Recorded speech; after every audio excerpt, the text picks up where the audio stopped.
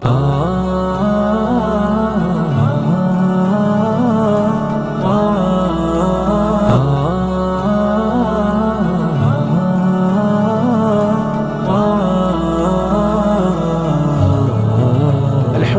وحدہ والصلاۃ والسلام علی من لا نبی بعد۔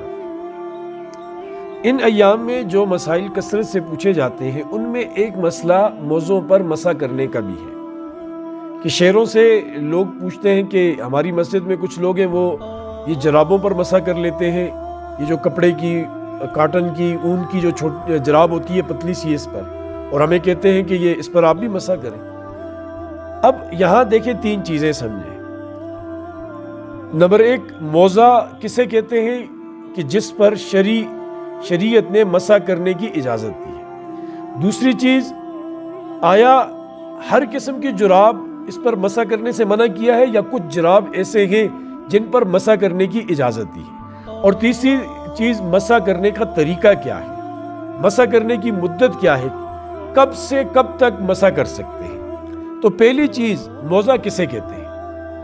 شرعی اصطلاح میں موزہ اسے کہتے ہیں جو مکمل چمڑے سے بنا ہو، نمبر ایک۔ دوسرا یہ کہ یا اس کا اوپر والا حصہ اور نیچے والا حصہ تلوا یہ چمڑے کا بنا ہوا، نمبر تین کہ یا اس کا نچلا حصہ یہ چمڑے کا بنا ہوا، تو یہ موزے کے حکم میں ہے، اس پر مسح کرنا اس کی گنجائش ہے، اس پر مسح کرنے کی اجازت ہے۔ دوسری بات کہ اونی جراب، کپڑے کی جراب، اس پر مسح کرنے کی آیا بالکل سختی سے ممانعت ہے یا کوئی گنجائش ہے؟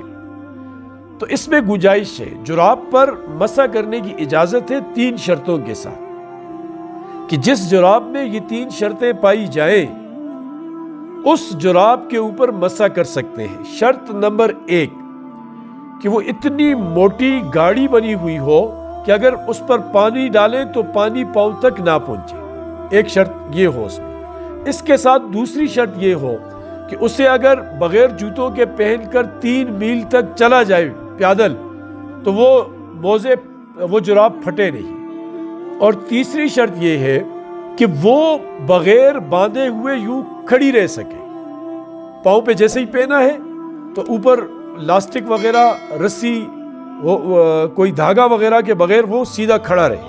تو یہ تینوں شرطیں جس جراب میں پائی جائیں گی ان جرابوں پر مسح کرنے کی اجازت ہے، اور جس میں یہ تین شرطیں نہ پائی جائیں اس پر مسح کرنے کی بالکل اجازت نہیں ہے۔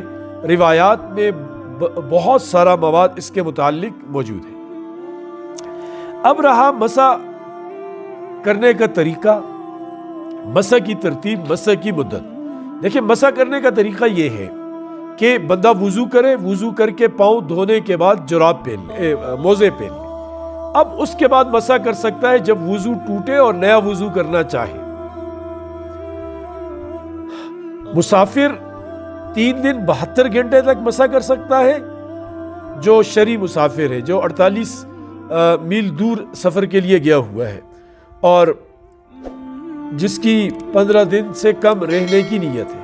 اور دوسرا یہ کہ جو مقیم ہے وہ 24 گھنٹے مسح کر سکتا ہے، یعنی پورے ایک دن۔ اور ترتیب وہی ہے کہ اس طرح وضو کر کے اس نے وہ پہنا ہو اور یوں۔ اب مسح جو ہے وہ موزے کے اوپر کیا جائے گا، یہ جو پاؤں کا اوپری والا حصہ ہے اس کے اوپر کیا جائے گا، نیچے نہیں کیا جائے گا۔ حضرت علی رضی اللہ تعالیٰ عنہ کا وہ قول مشہور ہے کہ انہوں نے فرمایا کہ عقل جو ہے وہ اسلام کے تابع ہے، اسلام عقل کے تابع نہیں ہے۔ اگر دین عقل کے تابع ہوتا تو ہمیں مسح کرنے کا حکم پاؤں کے نیچے دیا جاتا، اوپر نہ دیا جاتا۔ دین اس چیز کا نام ہے، پیروی کا نام ہے، حکم پر چلنے کا نام ہے، کہ جو اللہ پاک نے ہمیں دیے، نبی پاک صلی اللہ علیہ وسلم نے جو ہمیں ارشاد فرمائی۔ اللہ ہمیں سمجھ کی توفیق نصیب۔